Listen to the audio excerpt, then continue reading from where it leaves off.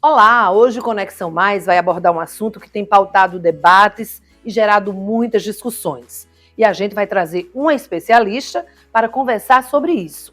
Você já foi discriminado por ter vestido uma roupa que alguém diz que não é para a sua idade? Conhece a história de alguém que perdeu o emprego porque passou da idade? Pois é, isso pode ser considerado crime em algumas situações. O etarismo é o tema de hoje e nós vamos estar juntos para conhecer histórias e opiniões, ouvir especialistas e ficar por dentro desse universo. A gente volta já.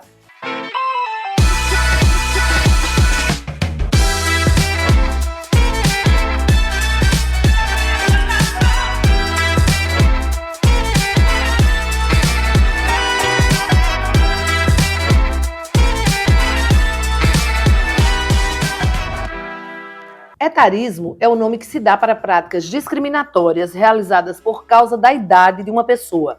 Se manifesta de diversas formas, tanto no ambiente familiar, quanto no trabalho e nos meios sociais, e pode causar graves sequelas psicológicas na vítima.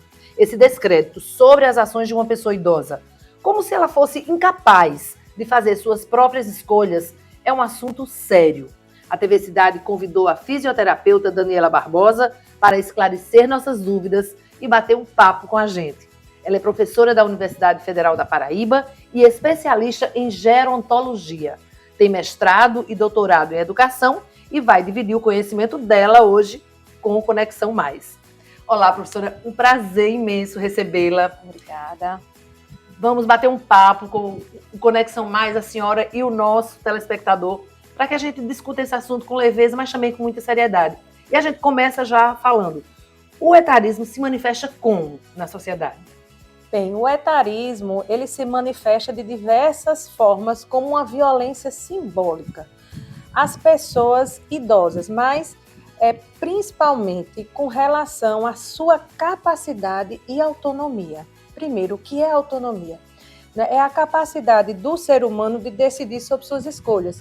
Então, o etarismo, ele busca limitar a autonomia da pessoa idosa na sua decisão, como se ele fosse uma pessoa incapaz, né? Então, veja, a sociedade por si só, né, ao ver uma pessoa idosa, né, que não está mais economicamente ativa, não é, que ela, a partir daquele marco da aposentadoria, não pode mais decidir sobre sua vida, não é? E essa violência ela é produzida, né, pela família, pela sociedade e muitas vezes pelo próprio Estado, né? Então a gente tem que tomar cuidado porque no próprio Estatuto da Pessoa Idosa ela diz é dever da família, é dever da sociedade, é dever do Estado garantir a dignidade humana e os direitos sociais da pessoa idosa.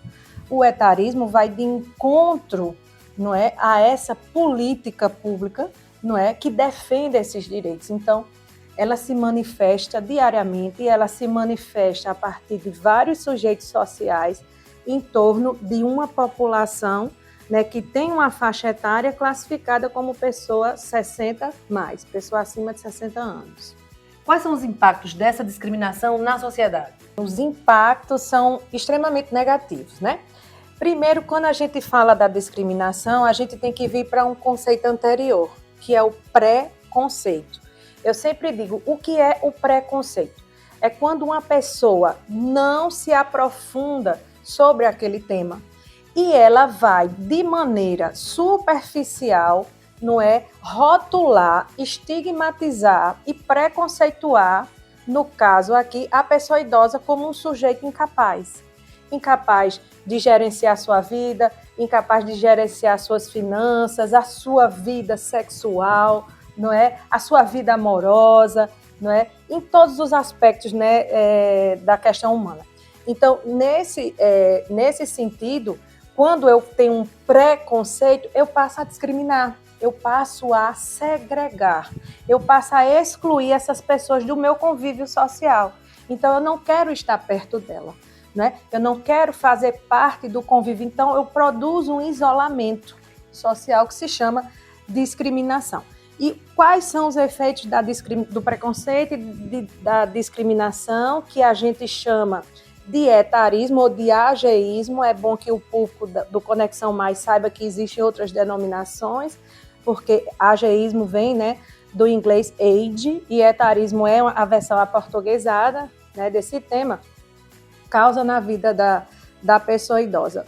Como eu disse anteriormente, várias violências, não é? Ela vai impactar, por exemplo, na sua vida social, dificuldade de um emprego, vai impactar na sua vida econômica também, consequentemente, de construção de renda, né? Na sua vida social, porque outros grupos sociais não vão querer incluir uma pessoa idosa no seu convívio. Na dimensão cultural, a gente não vê, por exemplo, muitos espaços culturais que incluam a pessoa idosa para além da garantia de uma meia entrada, não é? E etc. Né? A gente vê principalmente nessas dimensões social, cultural, econômica, não é? Esses efeitos. Inclusive, a depressão é uma dessas consequências, não é isso? Você trouxe outro aspecto que a gente fala, né? Além dessas dimensões que eu citei anteriormente, quando a gente vai para o plano biológico, né? Quais são os efeitos dessas dimensões, não é? Sociais, culturais, econômicas para o plano biológico, não é? A gente vê um decréscimo das funções cognitivas, um decréscimo das funções psicomotoras, esse idoso se isola e principalmente deixa de executar atividades de vida diária, como dirigir, não é, como cozinhar, como muitas vezes entra num processo depressivo, né, suas funções cognitivas, memória, metacognição, elas caem, não é, e entra nesse processo de depressão, de ansiedade, de melancolia, e muitas vezes leva a óbito, diretamente a óbito, não é? Porque imagine só, nós somos seres humanos, né?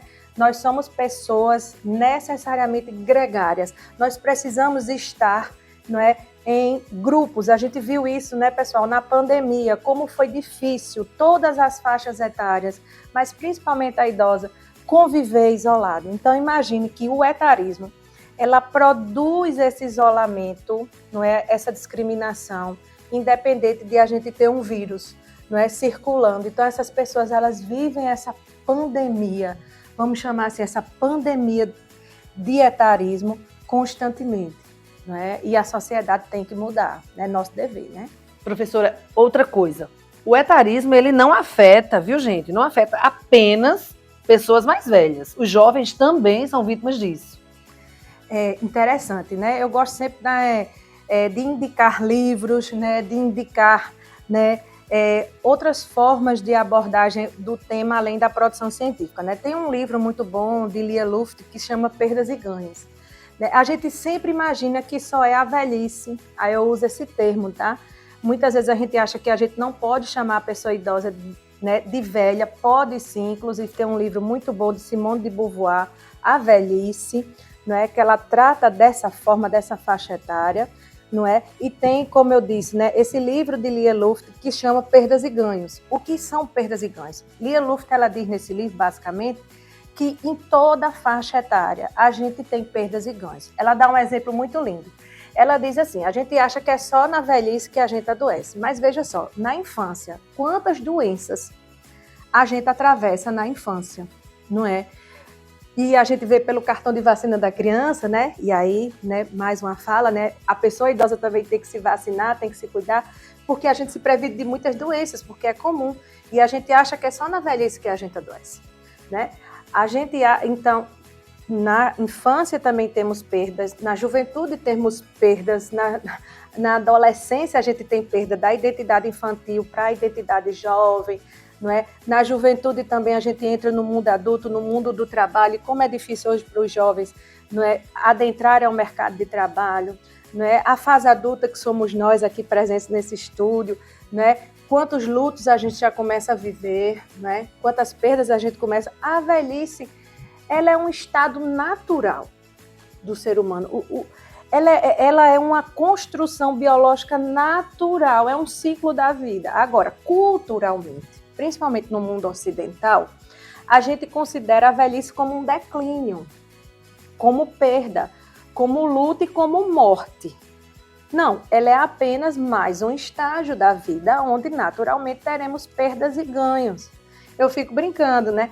Criança, ela é jovem, mas ela não tem autonomia nenhuma. Adulto e idoso, por exemplo, ela já não tem tantas funções cognitivas ou psicomotoras, mas ela tem autonomia para decidir sobre sua vida. Então, a vida é isso, né? É perda e é ganho em todas as fases. E aí o jovem perde porque também, às vezes, ele é desacreditado. Por exemplo, esse menino é muito jovem para exercer esse cargo. Isso. O etarismo foi bom, Maria Helena Rangel, você falar. A gente sempre associa o etarismo ao processo de envelhecimento. Etarismo é qualquer forma de preconceito e discriminação a uma pessoa de acordo com sua faixa etária, né?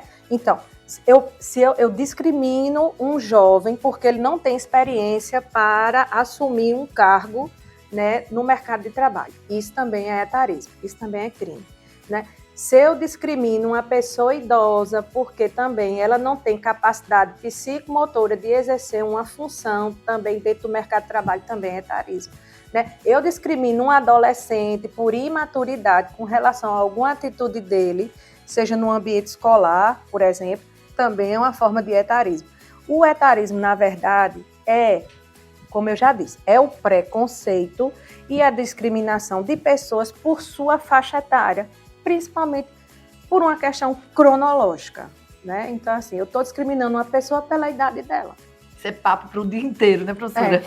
Pois é, e a gente agora vai acompanhar o quadro O Papo É, com Mike Rodrigues. Ele foi às ruas para saber o que as pessoas pensam sobre o assunto. Em 2023, um vídeo onde universitárias caçoavam de uma colega de classe por ela ter mais de 40 anos rodou a internet e reacendeu um debate sobre etarismo. O preconceito por idade que atravessa o dia a dia de homens e, sobretudo, de mulheres, com comentários sobre os corpos, os trabalhos e a vida social dessas pessoas. Gente, quiz do dia. Como desmatriculou um colega de sala? Ela tem 40 anos já. Aqui eu quero saber. Era pra estar aposentada. Realmente. Gente, 40 anos não pode mais fazer faculdade. Não tem, eu tenho essa opinião. Não sabe. É julgada. Acho que a professora é o Google. Nossa. O etarismo é também chamado de idadismo e tem afetado pessoas cada vez mais cedo.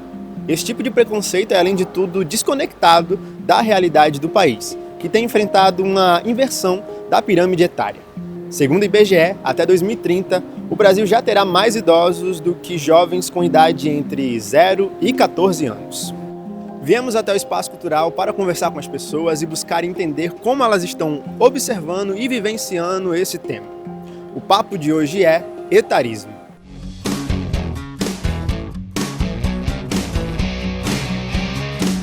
Como é que você observa o etarismo? No Brasil, a gente percebe que existem muitos preconceitos de naturezas diferentes, né? A gente sabe que tem o racismo e tal, e o etarismo, ele continua sendo, melhorou bastante, a gente sabe que a divulgação e as coisas aconteceram, mas é comum a gente perceber, por exemplo, uma mulher mais velha de biquíni na praia, ela é super taxada, as pessoas ficam achando que aquilo é um absurdo. Eu, graças a Deus, eu nunca sofri nenhum preconceito quanto, mas é uma coisa preocupante, né?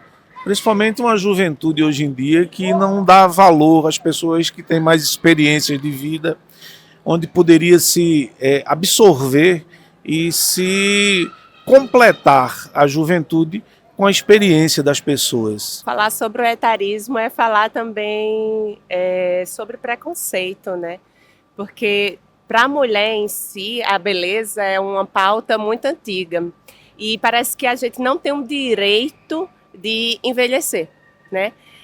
Eu, por exemplo, uso o meu cabelo, né, natural, como uma forma de resistência.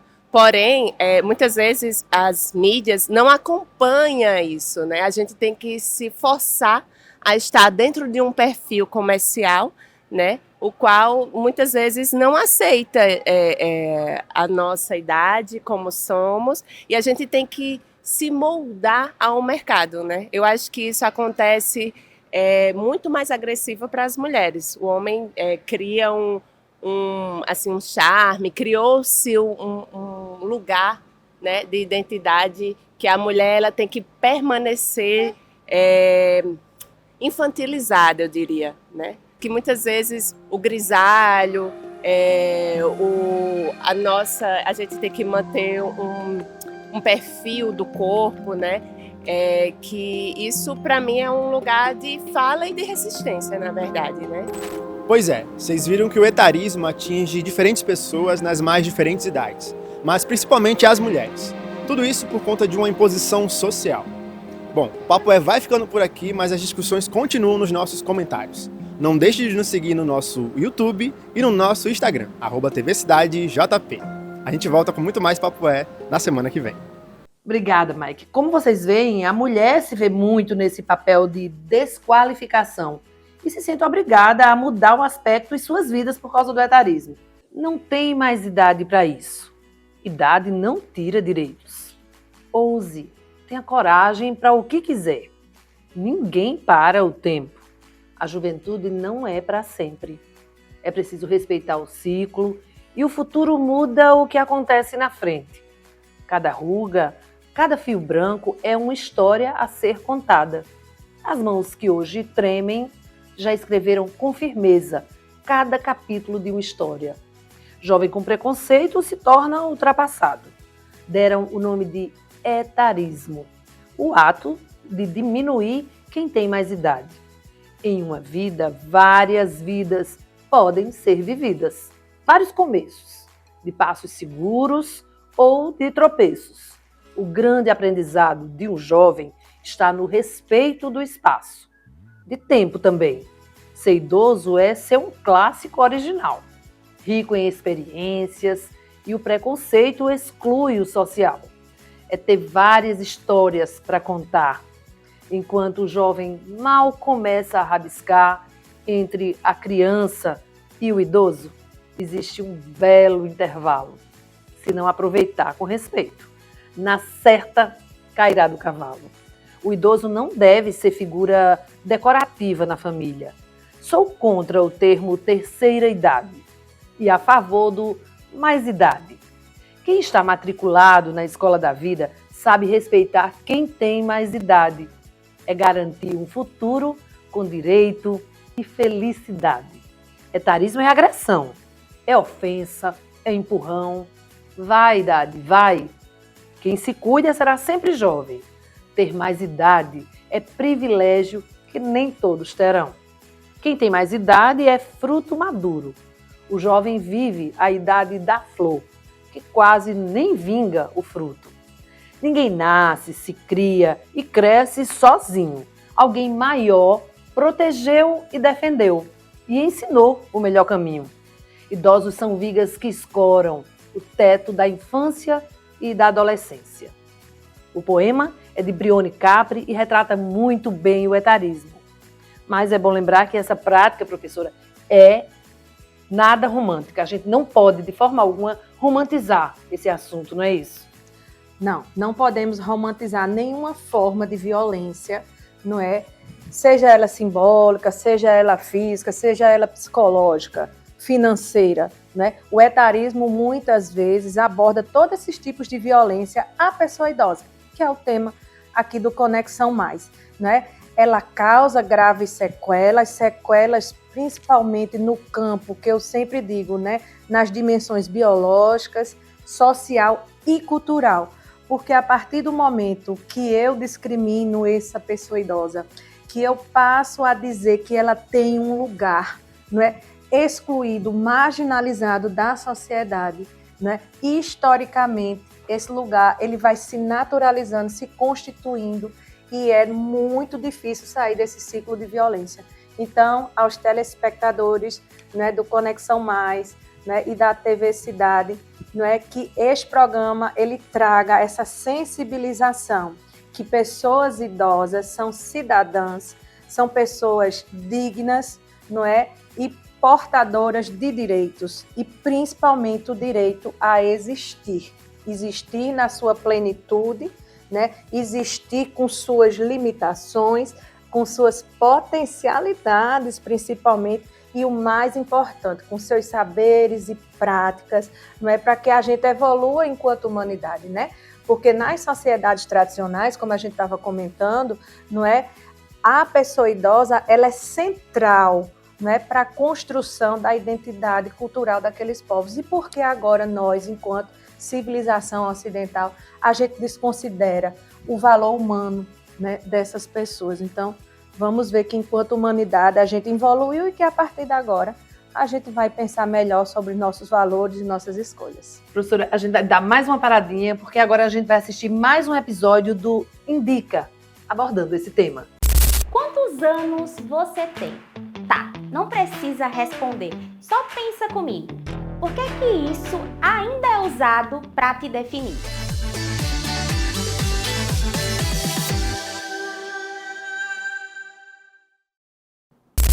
Etarismo é o preconceito baseado na idade. É o nome que se dá para essa coisinha incômoda que muita gente sente e também recebe. Tá em todo lugar, viu? Nas piadinhas, no escritório, nos comentários de redes sociais e até nas vagas de emprego tipo perfil jovem e dinâmico. Traduzindo, gente acima de 40 nem vem. E a gente sabe que a idade não limita talento, opinião nem inovação. Se fosse por isso, Greta não mudava o mundo aos 16 anos e Fernanda Montenegro não daria aula de atuação aos 94, né? E quando a gente para de ouvir alguém só por causa da idade, é a gente que envelhece da cabeça. Afinal, idade é só um dado, um número, mas respeito é escolha. E combater o etarismo é escolher evoluir junto.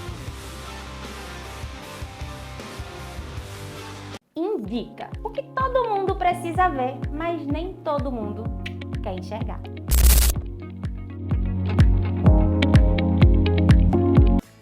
É isso. Vamos nos despedir. Eu espero que o Conexão Mais tenha feito você refletir sobre esse assunto. E antes, claro, de fechar o programa de hoje, eu vou agradecer à professora Daniela e passar a palavra para que a senhora diga mais sobre isso. É preciso, sim, beber na fonte da sabedoria onde está a pessoa mais velha. O que eu tenho a deixar claro, mais uma vez, né, para os telespectadores, são até dados, né, censitários, né? O Brasil tem 10% de sua população de pessoas idosas. Parece pouco, mas não é. Não é? A gente cresceu nas últimas décadas 57% dessa população. Olha só, a cada 100 crianças, a gente tem em torno aí de quase 53 idosos. Então, a gente está de uma pirâmide etária para um barril etário. Então, cada vez mais nascendo menos crianças e nós estamos envelhecendo. Interessante também, agora eu falo para as mulheres, né? E esse processo de envelhecimento, ele ocorre mais entre as mulheres. Então, o processo de envelhecimento humano no Brasil, ele tem um fenômeno interessante.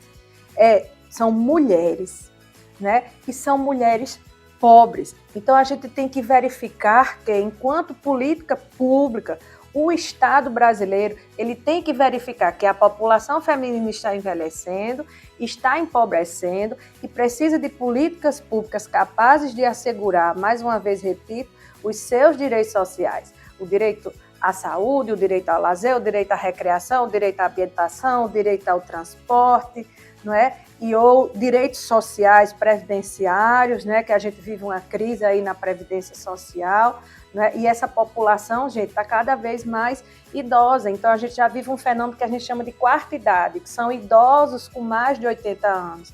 E quando a gente vai para Paraíba, nós estamos nesse estado, né? Nós somos o 7º estado, né? Com o maior número de pessoas idosas. Nós somos 11%, né? De paraibanos e paraibanas acima de 65 anos. Então, a gente tem que parar para pensar, né? Seja nós da universidade, né? Seja, né, a sociedade civil organizada, seja, não é, os poderes públicos, não é, que essas pessoas precisam envelhecer com qualidade de vida. É o que a Organização Mundial de Saúde chama de envelhecimento saudável, né? Então, a Organização Mundial de Saúde diz que até 2030, né, a gente tem que ter políticas públicas promotoras de um envelhecimento saudável. E, para finalizar, o que é envelhecimento saudável? É o envelhecimento das pessoas idosas, elas têm um acesso, não é, às políticas públicas, principalmente o acesso à saúde. né? Porque sem saúde a gente, né, não tem qualidade de vida. Então, muito obrigada pela atenção de todos e todas. Professora Daniela, a gente é que agradece a sua presença e espero que a senhora possa voltar outras vezes para dividir esse conhecimento conosco. Muito obrigada por ter participado do Conexão Mais. E a gente fica por aqui, agradecendo sua companhia e torcendo pelo próximo encontro. Até lá!